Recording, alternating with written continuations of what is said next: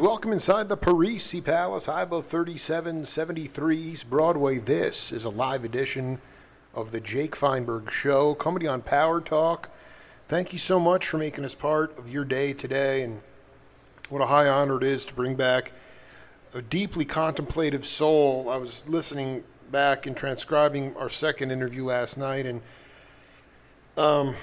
it just maybe it's just bass players, but very thought, very contemplative within his answers, taking time to think about what he really wanted to say, which is in composition, especially as a bass player, is incredibly important.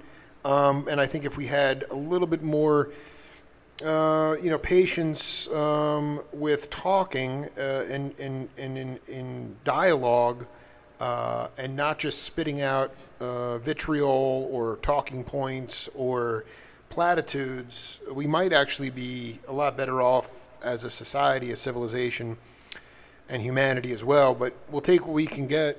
Larry Klein, welcome back to the Jake Feinberg Show. Thank you, Jake. We let in with, Garibaldi always points this out, is that pre-Weather Report was a band called The Fourth Way. Were you hip to that band? No. So it was Mike Knock, Michael White, Ron McClure, and Eddie Marshall. And so they were kind of vacillating back and forth between acoustic piano and, a ring modulator piano, and then, electric and upright bass. And did you have a band like that with Billy Childs at all, where you were right at that cusp of, where acoustic music was moving into electric instrumentation? Did you have a band where you were, carrying the electric and the bass fiddle? Actually, in its original form, Billy and I had, we've known each other since we were both about 16 years old or so. And the first band that we started eventually had Diane Reeves in it, and it was called, in its original form, I think it might have been called Night Flight. And we used to play at a place in Venice called the Comeback Inn. Oh man, this is great, man. Wait, I've never even heard of that place before. Yeah, it was on what is now Abbot Kinney, and it was one of these little places where they passed the hat, and sure. And Billy and I ended up landing there, and we played there maybe at one point 3 to 4 nights a week in different configurations and with different people, but we started playing there, and there was a lot of people in that scene that of course ended up being very prominent in various ways. Patrice Rushen was part of that group of people, and also Chester Thompson, the drummer, who went on to play with Weather Report, and at that time, I think he had just exited Zappa's band, and he played with Weather Report and then Genesis, and amazing drummer. And then great saxophone player named Rudolph Johnson, who's kind of one of the... Wait, are you kidding me? Hold on for a second. Yeah. Rudy was on the... What year is this, by the way? 16... let me think. It was... it had to be somewhere around... Maybe mid-70s? 70... yeah, I'd say 74. Because I've documented. It's just funny you bring up Chester Thompson, the drummer, because 2 years before that, or even early, in the 70s, early 70s, at Jack's on Sutter, which is, I'm not sure if it's a place you ever checked out, was in San Francisco.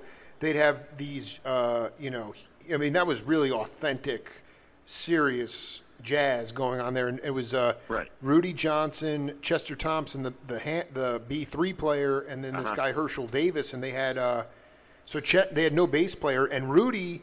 I just was told by a guy who would go show up every night and play trombone. Rudy would play his solo. He was a yogi, and he just never wanted to stop playing. So when he finished Yeah. his solo, he'd go into another room and just keep playing while the other guys jammed out the tune. You know. He was quite an amazing musician, and a really, and one of many great teachers that I had. But at that time, I mean, the times that I played at the Comeback In with him, it was all standards, and it was really kind of a Coltrane-esque kind of situation. And Rudy would just play until he had nothing left to Oh, play this is anymore. see Larry And Klein. This is where I'm telling you, man. Because when I watch your playing with the Masters, I'm like, this guy's roots. You could not have just learned this. I mean, you and Billy were peers, so I'm like, you had yeah. to have been touched. Rudy Johnson. I mean, he goes back to with Kirk Lightsey to the Army. He was a major troublemaker. I know he is. When I listen to him, is another guy who walked the bar before he learned bebop. Right? He was playing R&B and so you were playing to the heavens with that cat. I mean, that's unbelievable. Yeah, he was an amazing person and quite an inspirational figure to me in that he was really, I really saw him as sort of from that same Definitely, tributary definitely. in a way as a person that Coltrane was from, and I'm sure that Train was an inspiration to him. But all he did was music. He practiced all day and then played at night, and he was the sweetest, wonderful person. And I think that he ended up, because I lost contact with him after that period, and I think he ended up playing with Ray Charles He did. in Ray's band till the end of his life. I think. He was. I mean, he was. Chester and him were in a Volkswagen van touring around. I think I'm pretty sure there were times it was just Chester kicking pedals, playing B3, and Rudy playing horn, and then. But I mean, I just and the albums he made on Black Jazz Records, which are phenomenal. I mean, it again, it is playing. I mean, did that? When was the first time on the band like with maybe it was with Rudy, but I mean maybe before your serious professional career took off, when you recognized that as an omnivore in music that everything that you were going to play live specifically was really a matter of life and death. Oh, well, I kind of grasped. I mean, this scene that I'm talking about in Venice at that little club was really, in many ways, it was one of the parts of my schooling, certainly in jazz, because it was a place that was it was run by a Swedish guy and his wife, and they, it was a very humble little place, and they would, if you got into the mix there, they would let you grab nights and do stuff. Billy and I played duo one night, and then I'd play with Rudolph there another night, and then we play with this group with Diane Reeves and Billy another night, and then maybe I'd play duo with there were a lot of great musicians. Another guy who is rarely, he was part of that black jazz situation too, a great piano player named Bill Henderson. Dude, And wait, he he was played with another guy. Pharaoh, man, right? Bill Mm-hmm. and Yeah, dude, yeah. seriously, I saw him play drums I promoted a concert 10 years ago at in Lamert Park. It was a tribute to Gene Russell, and Yeah, well, I knew Gene very well. okay, so we're just getting started, but it's just like Yeah. Bill Henderson walked up this was like a 3-hour gig with George Harper, Calvin Keyes, the skipper, Bobby Pierce, and Carl Burnett, and in like one of the second encore or something, Bill Henderson got up and looked at Carl Burnett, and Carl Burnett was sort of in disbelief, but he sat down at the drums and just started crushing it. I could not believe what I was. And he was. Did he pass away? I don't know. I haven't been in touch with him. I haven't I seen talked to him on the Carl phone. for I was ages. unable to wrangle him in for an interview. But yeah, dude, Yeah. you were dealing with the cats from a earlier lineage, no doubt about it.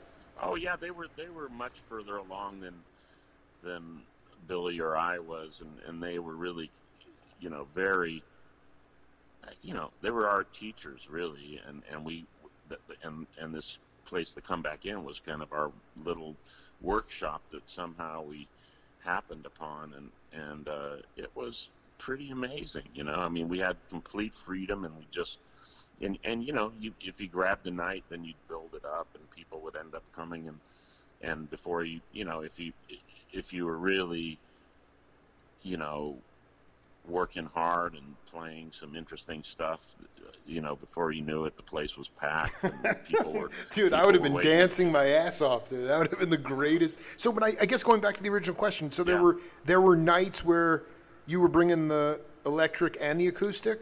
yeah, Yeah. yeah. A lot of times I was playing both there, and but even going back to your original question, I knew some of the guys in that scene later.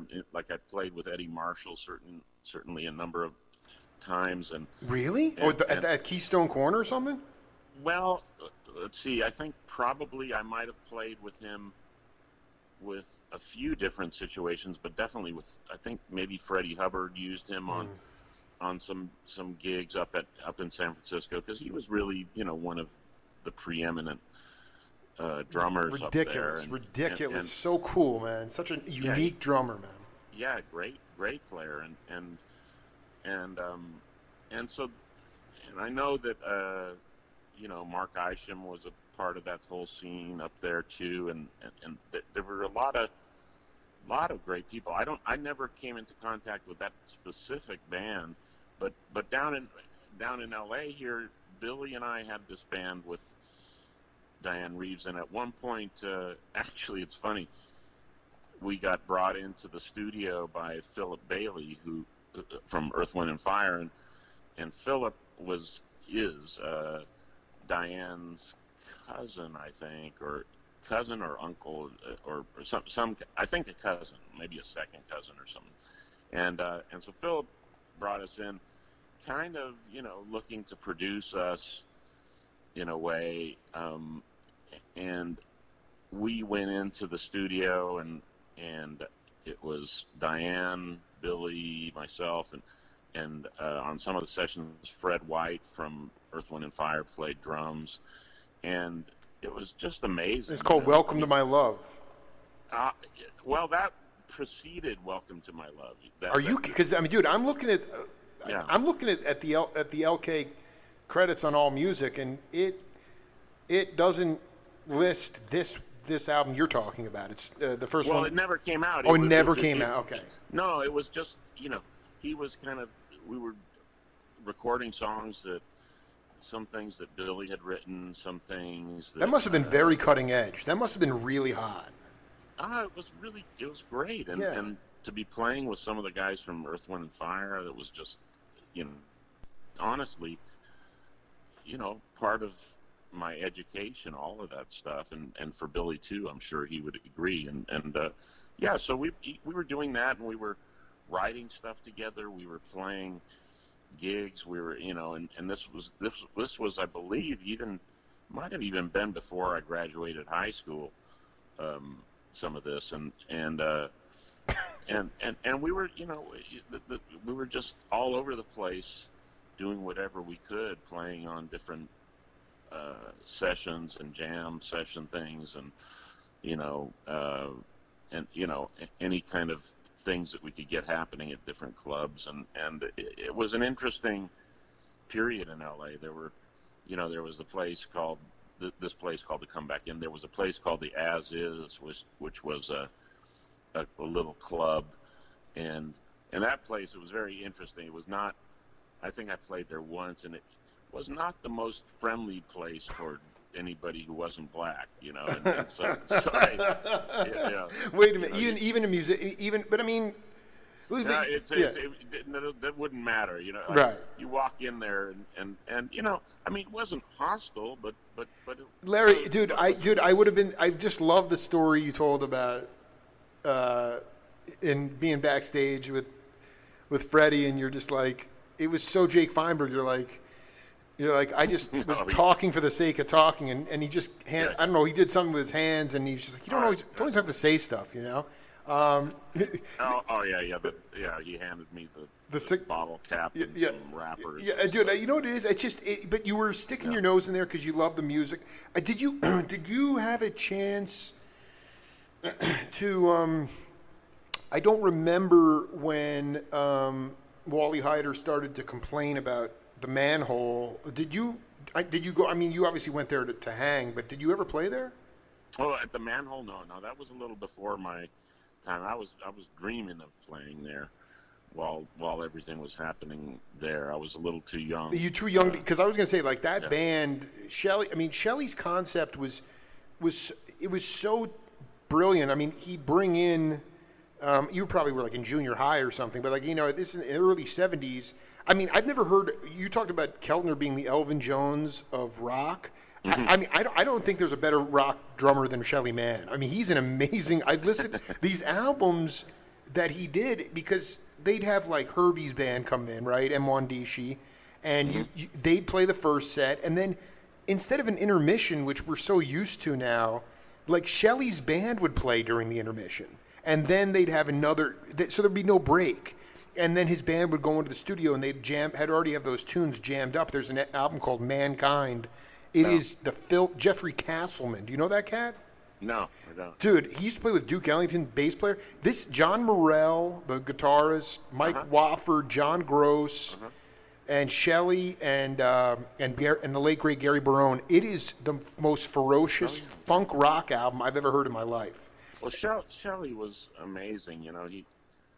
I only played with him maybe 2 or 3 times on different session things, and funny, I played with him uh, right towards the beginning of when I played on the Merv Griffin show, because and he was one of many drummers that came through when I was working there, and he was just amazing, and Dude, the it guy was was such a mensch, dude. I mean, yeah, beyond. And it was yeah. cool because, I mean, I don't know if you ever really.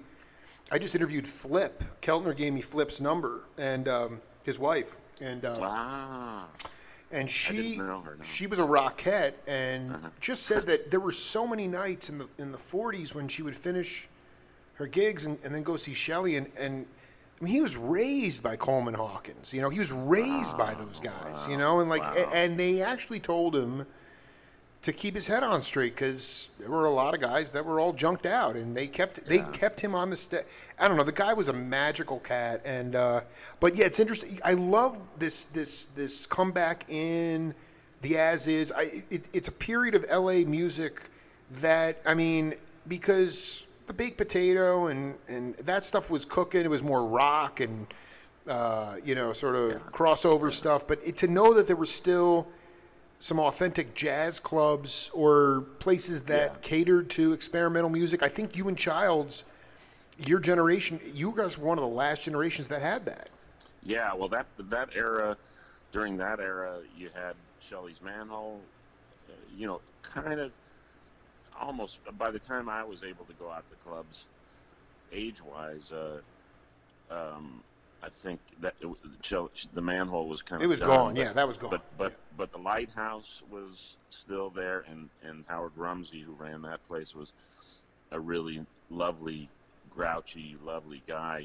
Great He bass player and too. and, Yeah. and he would you know let us in for free once he knew us,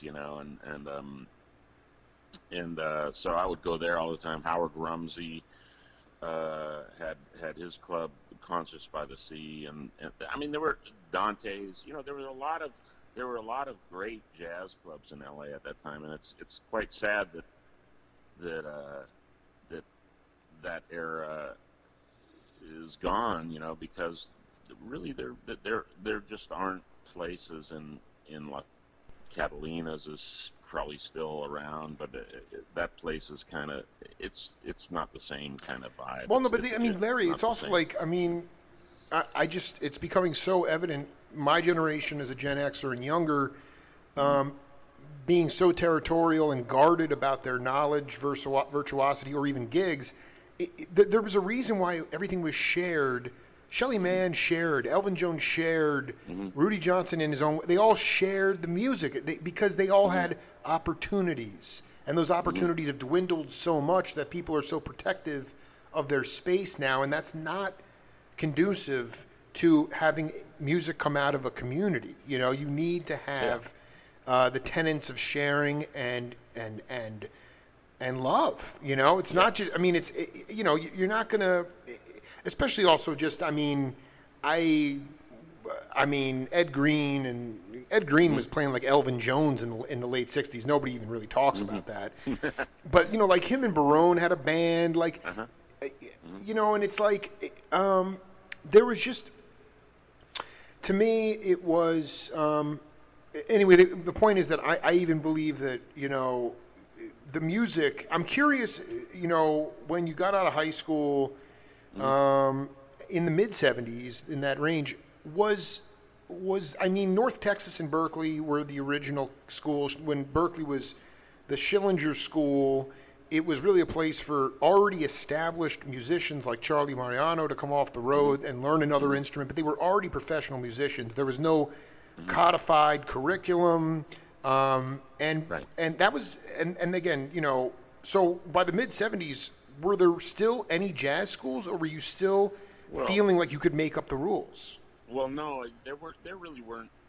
I mean, there was Berkeley, but uh, for me, I just ended up going to Cal State LA, and they had a good music department, but it's very conventional, kind of uh, classically based music department, and that was fine for me, and I really kind of pursued more of the the previous kind of incarnation of how you would Right. um, become a jazz musician by I had great teachers, private teachers, and then I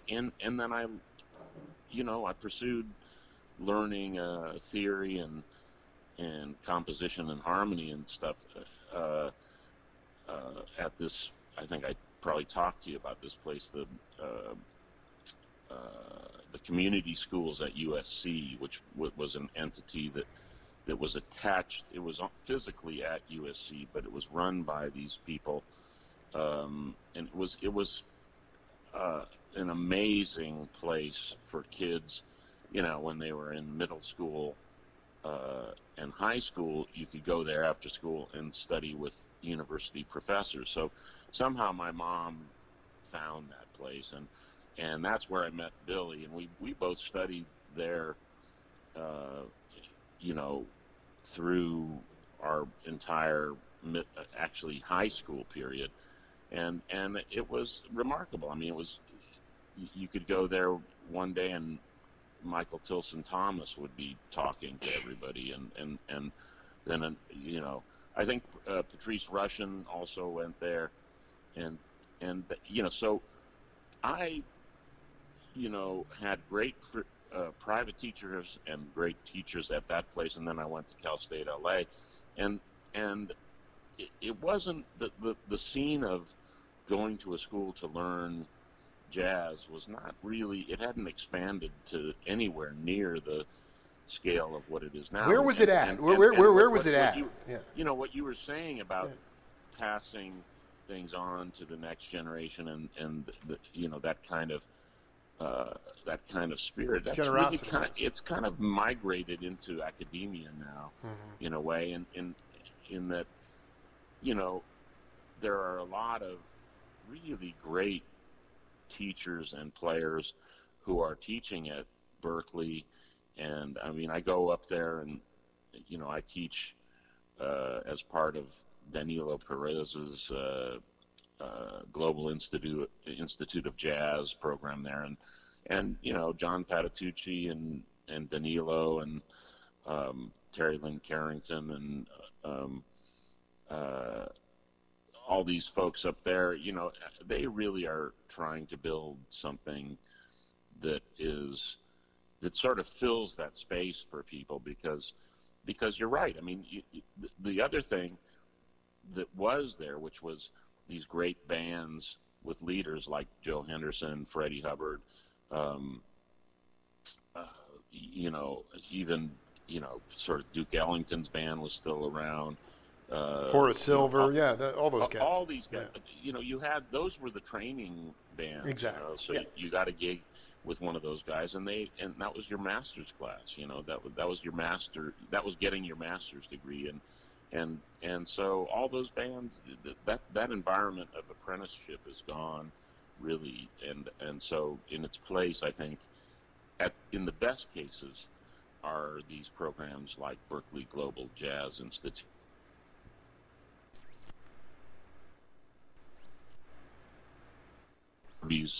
The Herbie Hancock Institute here in LA, and you know, and in many cases, these places are missing some things that you got in that previous incarnation, and that whenever you make a curriculum out of things, you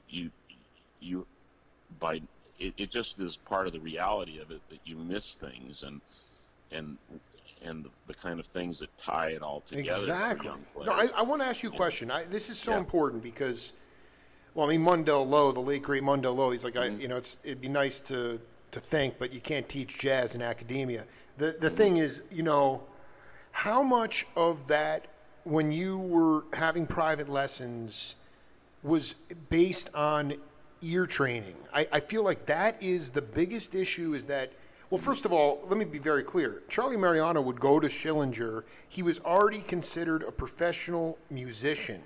Hmm. Now you have cats who are going to school paying thousands of dollars Hmm. to learn a codified curriculum that is a language that really shouldn't be contained, so to speak. And there's no guarantee that they're even going to have a gig when they, or any gigs. There's no pipeline for any Hmm. real work. But Hmm. the question I have is, as far as so many younger cats are learning to sight read before they learn by ear.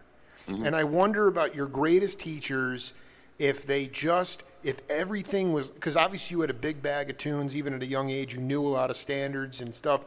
Did they let you fall apart and learn by ear? Well,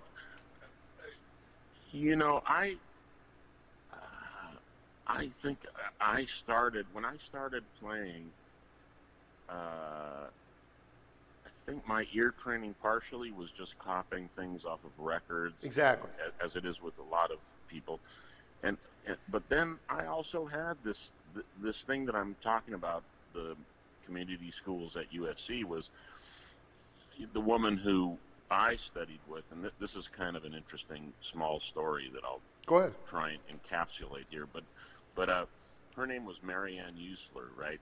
And she was just one of this great breed of women who are this it kind of a vanishing breed to my mind. These great music teachers who not only know how to teach and impart theory and ear training and technique and everything to students, um, Mm-hmm. but also they know how to read kids, and they know how to exactly how to get through to each kid, because they've just done it so much, and that they're like Yodas, and No, they get the most. I love it. They get the most out of each individual person. Yeah. oh yeah, and so now cut forward, like, to I have an 11-year-old son, Yes. and he's of course, my wife and I are both musicians, and he started at age 5. We started him at the Colburn School, which is what came out of the USC community schools, and so he studied piano and theory there, and then at a certain point, we both felt like his teacher wasn't really getting the most out of him, and so he goes to a school out here on the west side, and the woman, that we ended up getting in contact, who's the wife of the guy who set the school that he goes to up, this school called Crossroads. She is a music teacher and a piano teacher, so and her name is Marianne Cummins, right? And so he starts studying with her, and I go to one of his first lessons, and I thought, oh my God, this woman's from that breed. She's one of the remainder. She's one of the remaining genius music. The elders, yeah, right. Yeah, and one day I'm talking to her, and I say, she started asking me about, my early years, and I start telling her about community schools. She said, "Wait a minute, I taught at the community schools." No. And I said, "Oh, what?" She said, "Who did you study with?" I said, "Marianne Usler's." Funny enough, the same first name, Marianne. She's like, "That's me." And no. Then she said, "She was my best friend. We were like inseparable, and we both taught there, and so so it's like,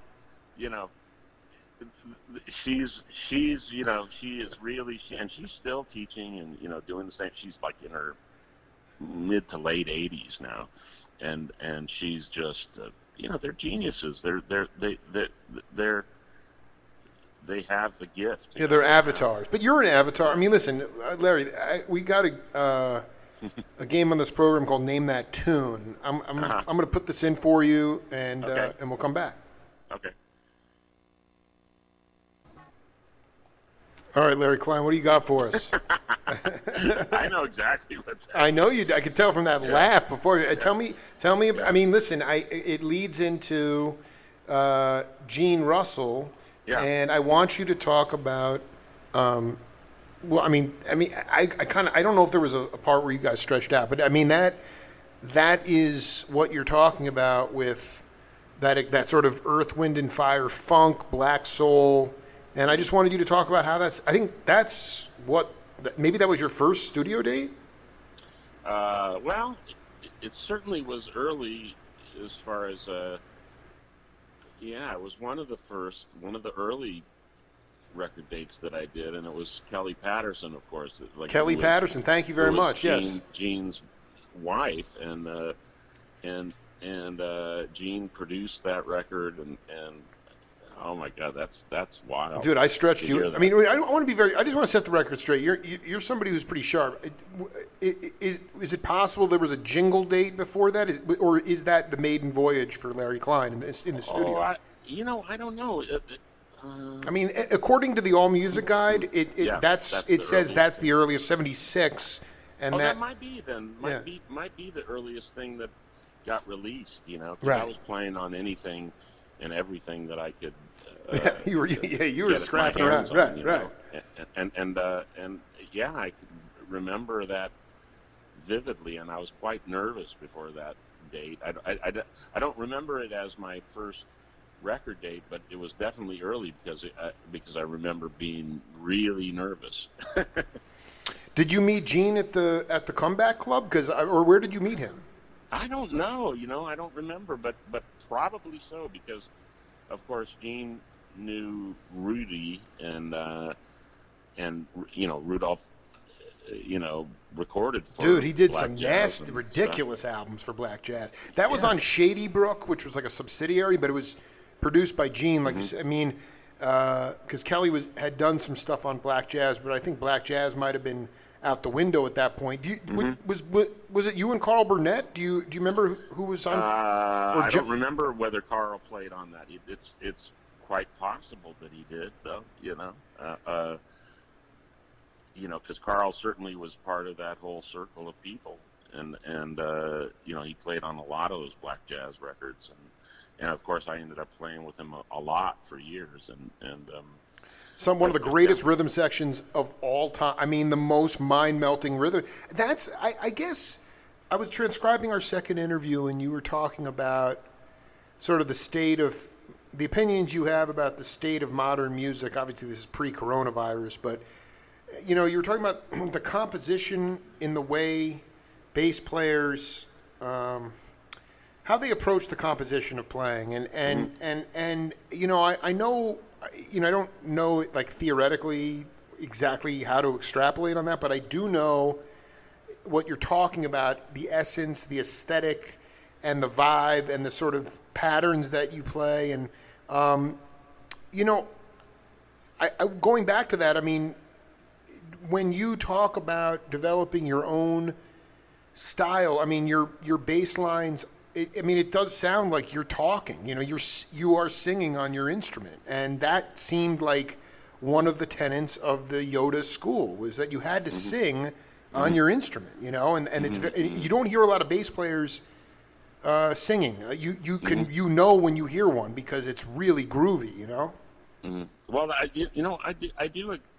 Going, this also links back to something you said earlier, that ear training is so important for young musicians coming up, and it definitely was a big part of my learning process, both in the conventional kind of music schooling that I had, and in every other way, and I think I really think it's one of the most important things for young musicians, and I think my wife is just one of these kind of ear training geniuses. I mean, she can transcribe a Keith Jarrett solo with a tuning fork. Wow, I mean, she's just got amazing ears. Huge ears, yeah. She's taught ear training at Berkeley and New England Conservatory and other places, and so I mean, I think that it remains as one of the most important things, and it's part of the curriculum at Berkeley. I know at undergraduate curriculum you really have to get through ear training classes, and yeah, it's super important and remains that way. I think that, and I also think that it's very closely linked to the ability to think compositionally when you solo, or when you're doing anything. Actually, when you're playing as a bass player or as a drummer, or thinking compositionally is a distinct and unbelievably important talent. And I remember one of my early teachers, actually back at that place that I keep mentioning, the community school, man. I mean, let's get a new one open. This woman used to, she would write on the blackboard a staff, and with like 20 lines in it. So basically an unrecognizable staff and framework. And she would write out a composition, but the composition would have no bar lines and would be on an unrecognizable staff, and would have rhythms, but basically, and we would all sit at these classroom Wurlitzer pianos, and she'd go person to person and say, "Okay, play that." And it was big, yeah, right. And so those kind of things, those kind of exercises tie things together for young musicians, and that kind of ingenuity. Unfortunately, it's very rare to find that in younger music teachers now. But Larry, let me ask you something, because we go back to the community schools, and you had. There was a place in New York a little bit earlier than your career called the East, and then there was Horace Tapscott. You had these communities, but what isn't it? Is it as simple to say that yes, okay, the styles were unorthodox and they understood the human component of getting the most out of every student, but then like you and Childs could go and just relentlessly rage on the bandstand and get this stuff out of your system and really begin to feel competent and secure with yourself. The problem is, no matter how creative the Herbie Hancock Institute or how creative Terry Lynn Carrington is, I mean, I can't imagine how many gigs in one year Gene Perla, Jan Hammer, Dick Burke, how many gigs they played as freshmen in school. So it was like you really were able to take, in hindsight, you can look back and say they were Yodas, but really you were able to take the academy work, however unorthodox it was, and translate it on the bandstand. And one reason we've gotten into this kind of wonkish phase is because there's no place for these cats to go and develop their own style. That one gig a month, it's not enough.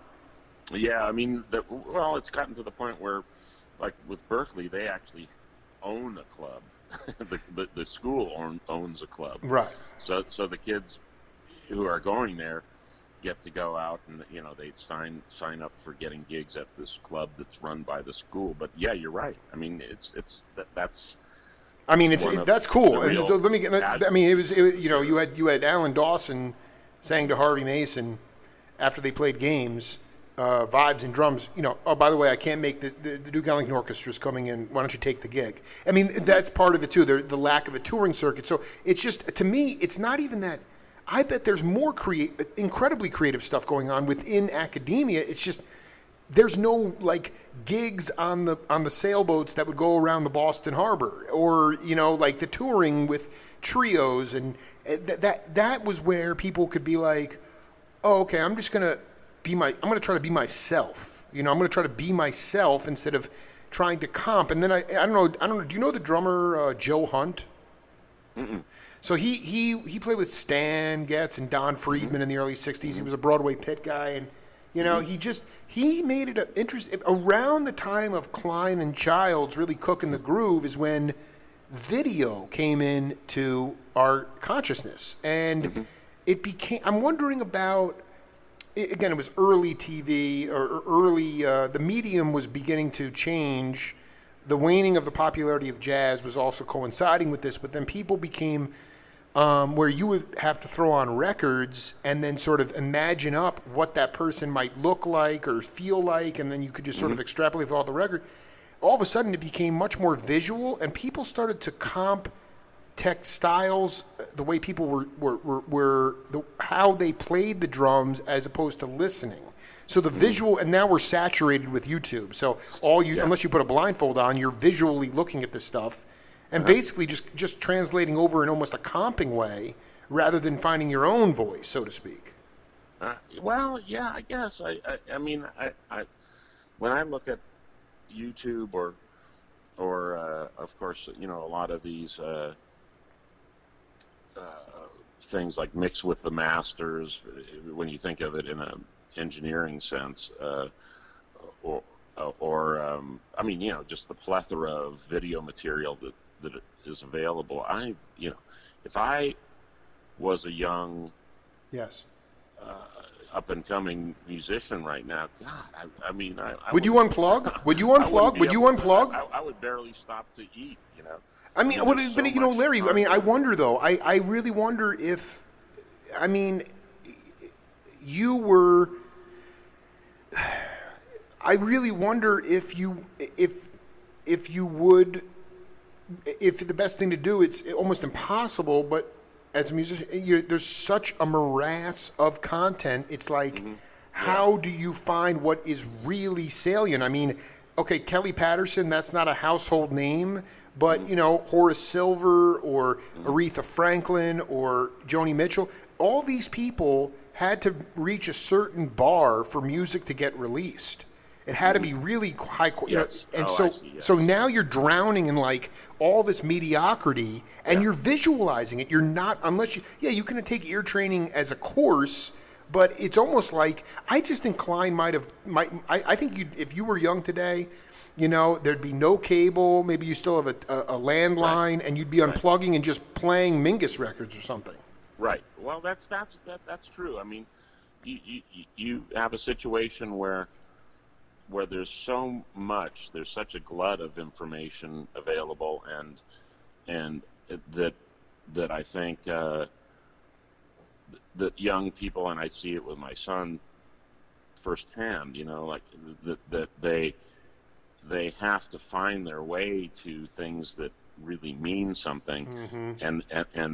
and things that can obsess over, which of course, you have to really take things apart to get what you can from a great piece of music, and I guess you have to, it really entails the curiosity to find, and that's where I think human contact comes in, and where, you know kids finding, whether it's teachers or other kids who are a little bit ahead of where they are, to kind of steer them into a circuit of specific areas of YouTube, or like tributaries to plug into. And it's kind of like, someone says, "Oh, Paris is a great city. You got to go to Paris." Well, if you land in Paris, and, Yeah, it's like, where are you gonna? You don't know anywhere to go. yeah, Yeah, and it's a if you don't great know analogy. Yeah, anyone, if you don't know anyone, then you just think, "Wow, this is a cold place, yeah, man." I that's right. can't. I where do you go? And you well, that's where you have to, you and I'm always harping on this with my son. Like, you got to be curious. You have to ask people, and you have to, and you have to find people who lead you to the next place. And that curiosity is what links you into a circuit. And once you find, of course, once you find the circuit of what's going on in the city, like, oh, I can go to this place and I'll meet interesting people, or I can go to that, then I can go from there to this place. It's the same thing with YouTube, or or Sure. or all the morass of available content. You have to find your way to a thread, and then you have to follow that thread. And for us, I mean, for me, coming up at the time that um, I did, I mean, we had to do the same thing. I mean, I think I discovered canned heat before I discovered muddy waters. Well, you're the omnivore. There's nobody I love more than Larry Klein, but I mean, Larry Taylor, rest in peace, is one of the sick. Yeah. I mean, that guy was playing on Monkees records. I mean, the dude was, and it doesn't. I mean, it also. I mean, I remember Ron Carter said it to me way back 10 years ago, and I didn't really understand what he meant, but now I do. It's just, let's face it. I mean, even in the mid 70s, LA is a pretty temperate place, but most places didn't have air conditioning. So in the summer, it would be hot, and people would be, the ability to go out, live music, the significance of it was just a lot greater. There were more clubs, like if your son was around of age, and you could just go out and meet interesting people. And if you could play music, then that was even better. And now people are much more content to make music in isolation. They have their home studios. They have the creature comforts of, and so that I guess what I'm saying is that limits human interaction. That's the problem. Yes. That's the problem. Yeah. I agree. Yeah. I think that's a real. I think that it's a real. But of course, there's always going to be authentics that are going to do what we're talking about. They've always been in the minority. It's just harder now because it's just not as loose. Things were very loose. I mean, Yeah. you could play jam sessions till 2 a.m, and then maybe they wouldn't Yes. they wouldn't serve liquor till 6, and then they'd reopen again. It's like, it's like, it was loose, and it was really people. It was. I remember I just transcribed one of my interviews with Phil Upchurch. He's talking about growing up in Chicago. I mean, this is like so amazing. His dad would take them to the lakefront. They'd sleep because it would still be 90 degrees in their apartment at night in the summer, and they'd sleep outside at the lake. And it's like that, and that part. And obviously now we're like, symbolically, but also in reality, completely isolated from each other, and we can't even Yes. see each other's mouths, and we can't get near each other, and Yeah. that's added a whole new sort of thing. Larry, I picked out this one, Name That Voice, because after 10 years, 1,500 interviews, and 2 books, if I could encapsulate my show in one soundbite, this would be it. So I want you to take a listen to this voice. I'm sure you know. Well, I think you know this cat, but we'll come back and talk about it. Okay. What we are as people, what we are as humans, never really changes. I mean, we all have a heart. We all come from the spirit.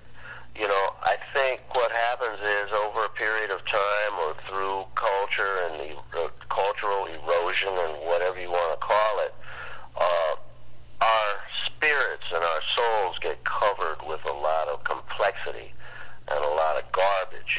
That what we are as people, what we are as humans, what we are as beings gets covered with a lot of trash.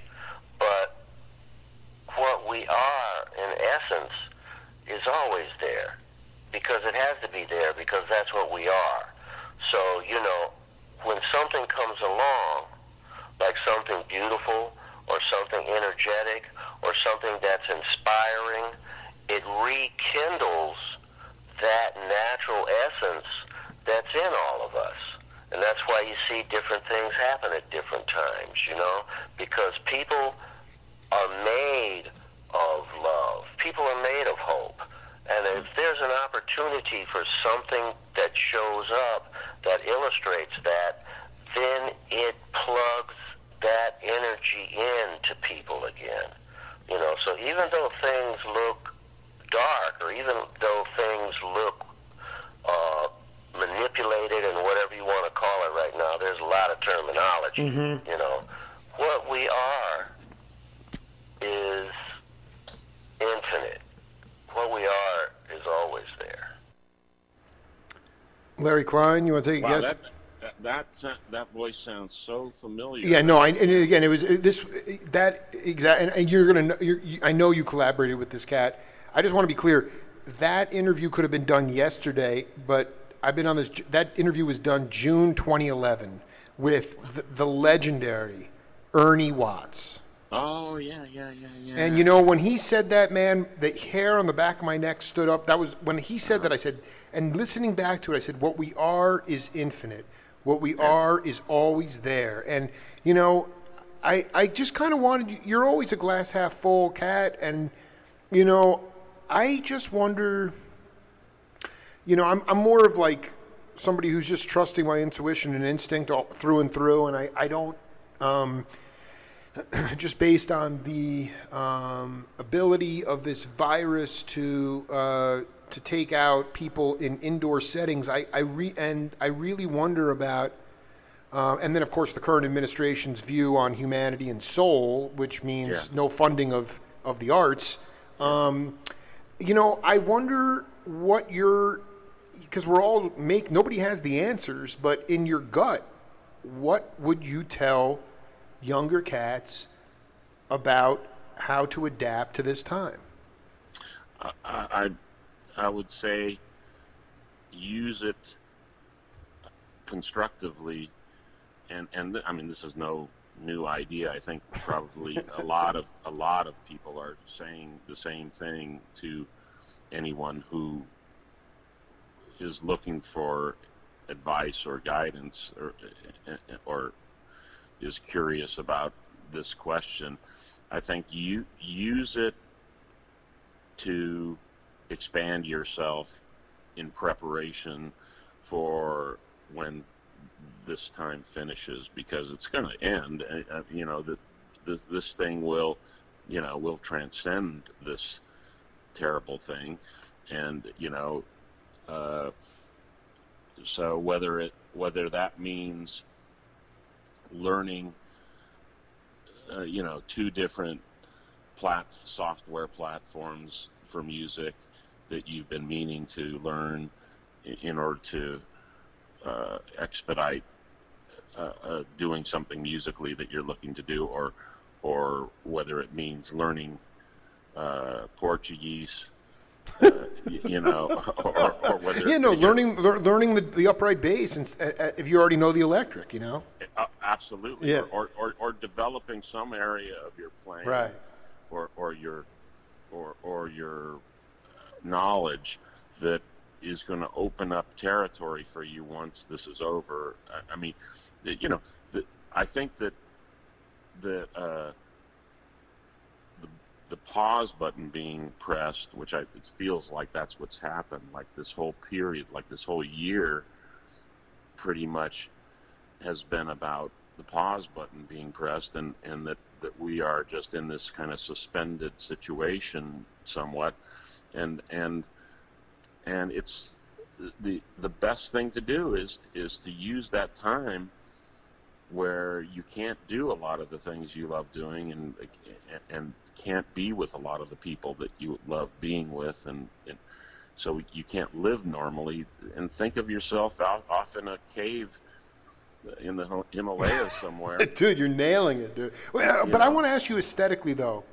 For people, you are not a purist, you're not like a bop purist, and we've been through this before. Like, I would have given any money to see you and Freddie walk on stage, and like, someone like Richie Kamuka or someone like giving you a dirty look for playing like free ozone, electric music. But the tea leaves for me suggest that even when that we're talking about years here, we're not talking about a year in the sense of having just already independent music venues are having a hard enough time. I don't know if they're going to make it. And so my question is, what about just the idea of how we take in art now? The idea that if you, instead of going to your favorite art museum in Los Angeles, that you would pay a discounted price to access the art through a Zoom camera on your computer, or the idea of playing. I mean, I listened to this woman who's I keep forgetting her name, but she has a podcast, and then also she's, you'll see her wind up on some of these cable news networks. But she predicted 9/11. She also predicted the pandemic, and she just said something a few months ago that when I heard it, my ears grew. And she said, just the way we're going to take in art in the future is going to be absolutely different, completely different. And because I think it's Pollyannish, especially with this current administration. It's just getting worse.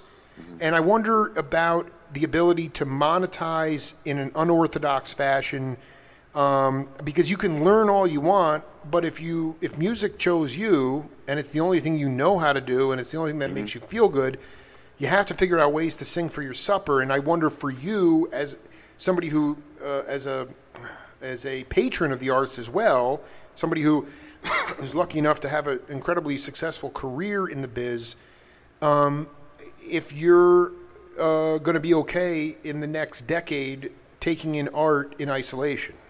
I mean, I have to. Yeah. I mean, I'm not as far along in some of this regarding the dissemination and absorption Sure. of art via social media. Yeah, you're making records still. Yeah. I'm not as far along as some of my friends and colleagues are, but I'm trying to get up to speed on it. I mean, the whole kind of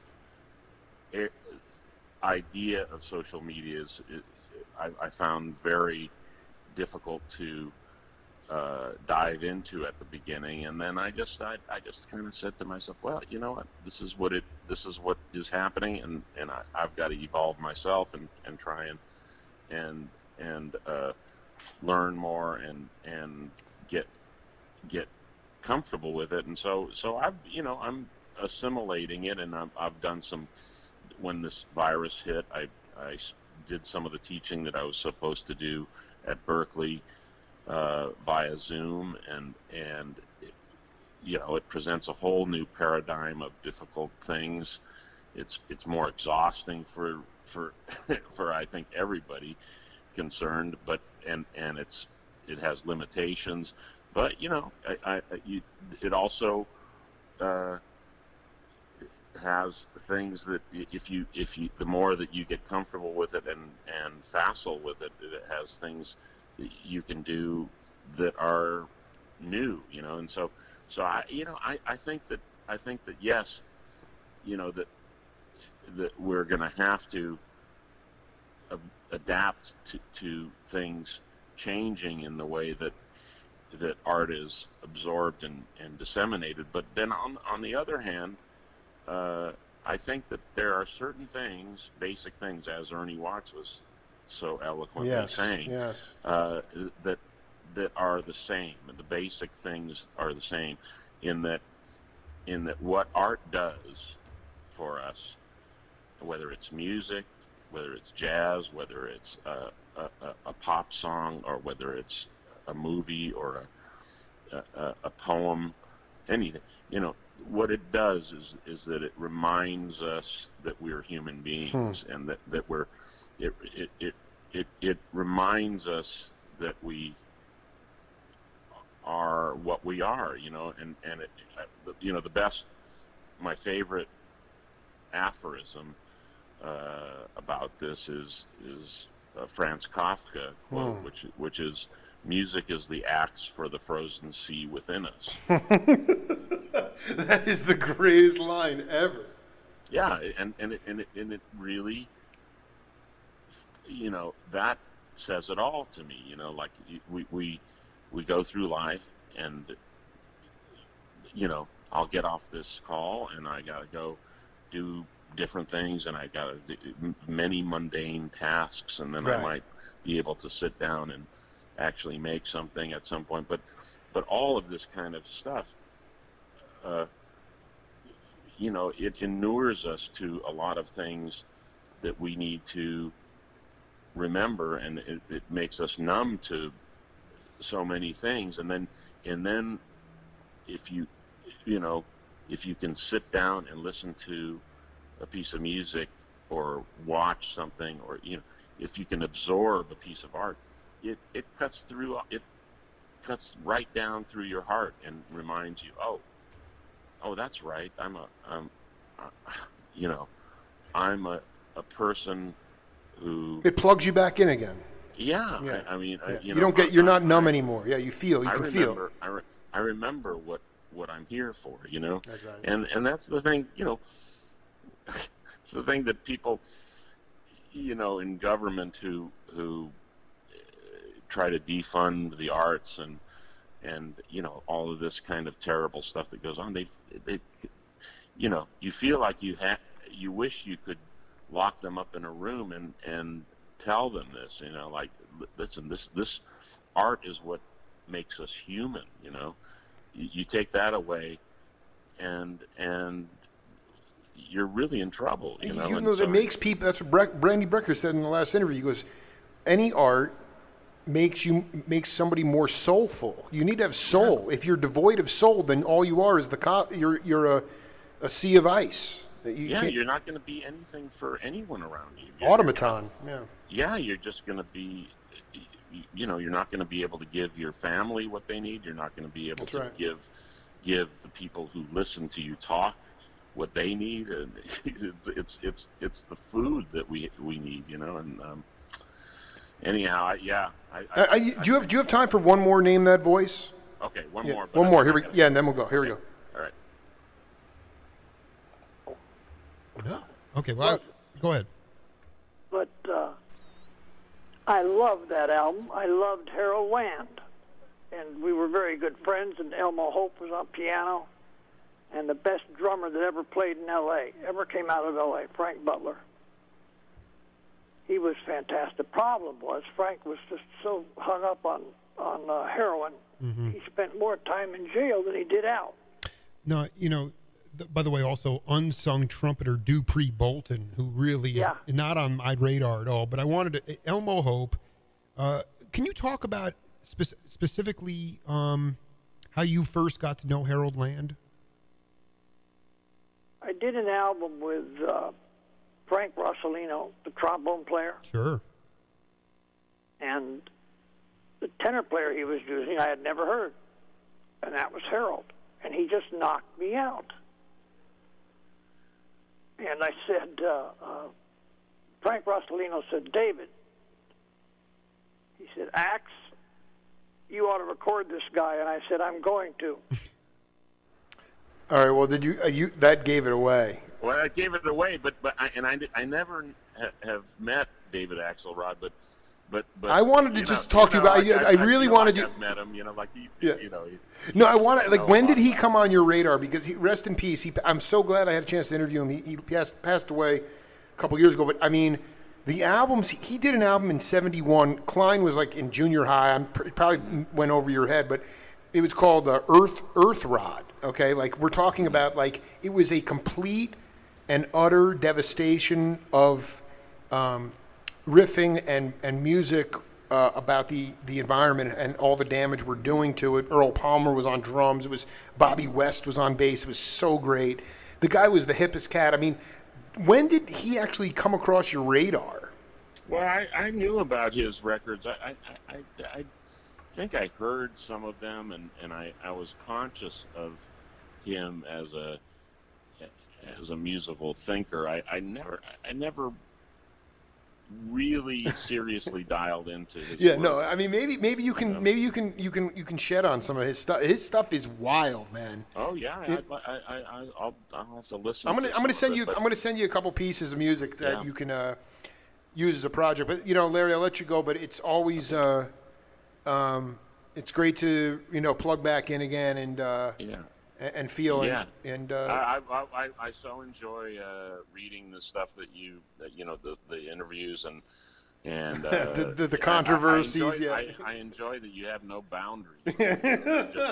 You're just all over everything, and that it really suits me really fine. We're both omnivores, dude. So go play some canned heat. All right. All right. All right. Be cool, man. Okay. See you, Jake. Later, Larry. Bye. Okay, bye. Great hang. That's it for the Jake Feinberg Show. See you later.